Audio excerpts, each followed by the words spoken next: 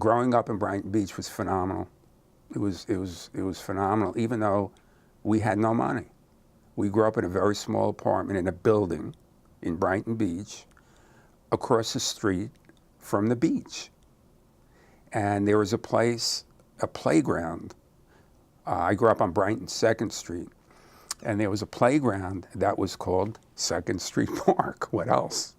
That I could actually see from the living room window of the building.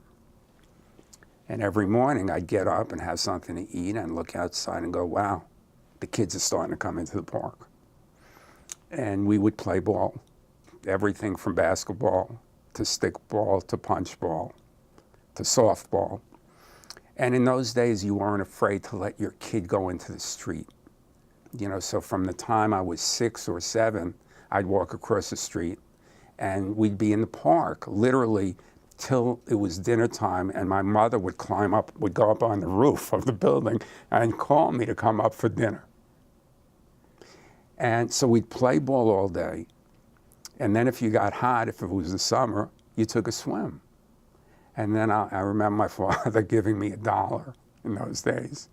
And we walked down the boardwalk to Coney Island, where we would go to Nathan's.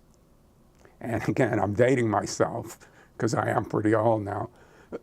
For $1, you could get 2 hot dogs, a hamburger, French fries, and a Coke. And I would bring my father a dime change. So what could get better than that? I didn't know kids went to camp.